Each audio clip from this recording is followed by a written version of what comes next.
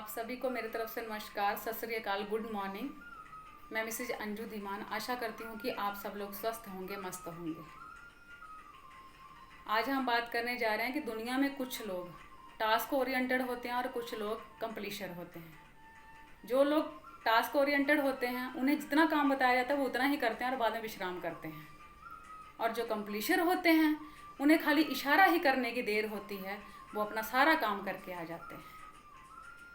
आज मैं आपके साथ इसी टॉपिक के ऊपर एक कहानी साझा करने जा रही हूँ और मुझे पूरी उम्मीद है कि आप सबको ये स्टोरी बहुत पसंद आएगी।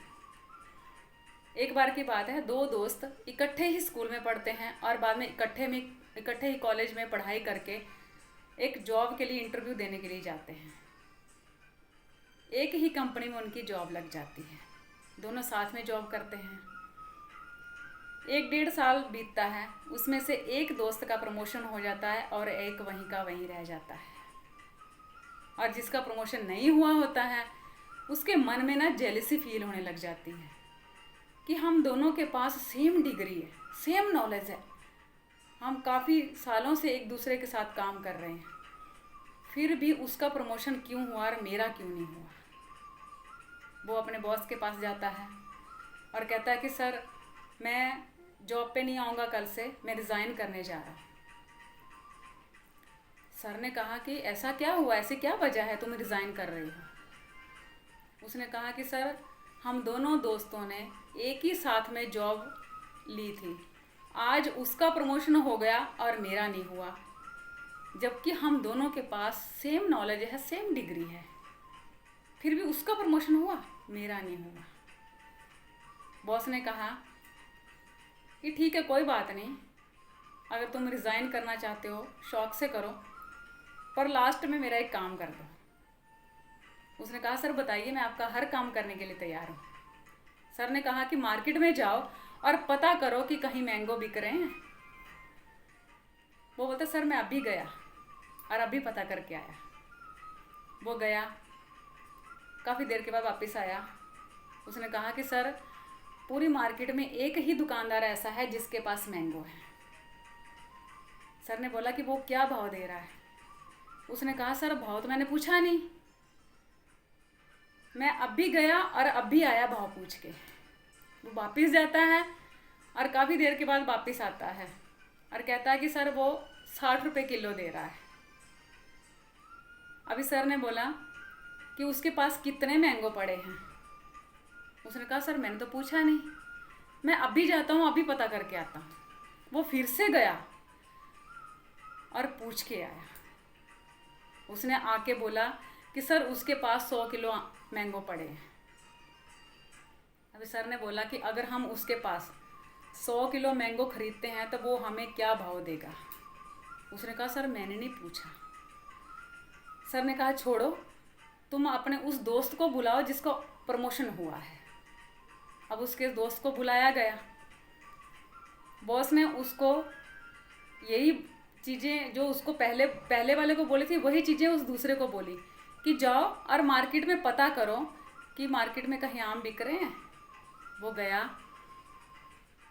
और काफ़ी देर के बाद वापस आया और कहने लगा कि सर, मार्केट में एक ही दुकानदार के पास आम है और वो 60 रुपये किलो दे रहा है, उसके पास 100 किलो आम पड़े हैं। मैंने उससे कहा कि अगर मैं 100 किलो पूरे आम खरीद लूँगा तो तुम मुझे क्या भाव दोगे।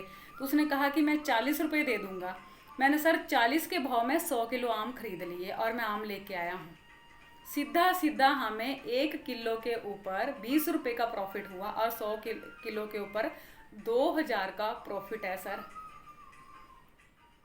अब बॉस ने जो शिकायत करने आया था दोस्त, उससे पूछा कि अब तुम समझ गए ना कि तुम्हारा प्रमोशन क्यों नहीं हुआ और उसका प्रमोशन क्यों हुआ, क्योंकि तुम एक टास्क ओरिएंटेड हो और वो एक बिजनेसमैन है।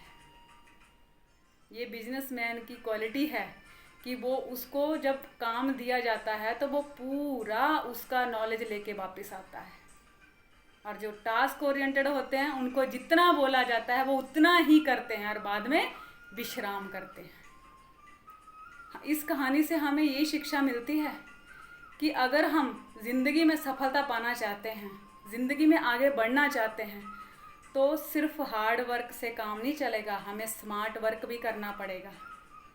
हमें चीज़ों को नए नज़रिए से देखना पड़ेगा, समझना पड़ेगा, गहराई से सोचना पड़ेगा। दुनिया में जितने भी सक्सेसफुल पर्सन हुए हैं वो हमेशा फ्यूचर की प्लानिंग लेके आगे बढ़े हैं, तब वो सक्सेसफुल हुए हैं। कहते हैं ना कि जिन लोगों के पास फ्यूचर की कोई प्लानिंग नहीं होती ना, वो ज़िंदगी में कभी आगे नहीं बढ़ सकते। जो लोग कल और आज के चक्कर में उलझे रहते हैं वो कभी भी आगे नहीं जाते, वो कभी भी तरक्की नहीं करते। हमें हमेशा फ्यूचर की प्लानिंग करके आगे बढ़ना चाहिए। सफलता इसी का नाम है। आपको मैंगो मैन नहीं बनना है, आपको बिजनेसमैन बनना है। हम सबको बिजनेसमैन बनना है और मैं चाहती हूँ, मेरी ये इच्छा है कि आप सब लोग बिजनेसमैन बने, मैंगो मैन ना बने। और लास्ट में मैं इतना कहना चाहूँगी कि मेरी ये स्टोरी आपको बहुत पसंद आई होगी, मुझे पूरी उम्मीद है। और इस मैसेज के साथ मैं वाइंड अप करना चाहूँगी कि कुछ ही देर की खामोशी है, कुछ ही देर की खामोशी है, फिर कानों में एक शोर आएगा। कुछ ही देर की खामोशी है, फिर कानों में एक शोर आएगा। लोगों का तो वक्त आता है, अपना तो दौर आएगा। और मुझे पूरी उम्मीद है आपको ये मैसेज पसंद आया होगा। जवाब ज़रूर देना, क्योंकि अगर मेरी कोई स्टोरी या मेरी कोई स्पीच आपको मोटिवेट करती है तो आपके जवाब मुझे मोटिवेट करते हैं। मिलते हैं आगे एक नई स्टोरी के साथ। Thank you very much, wish you all the best. आप जहाँ भी रहें स्वस्थ रहें, मस्त रहें। जय हिंद, जय भारत।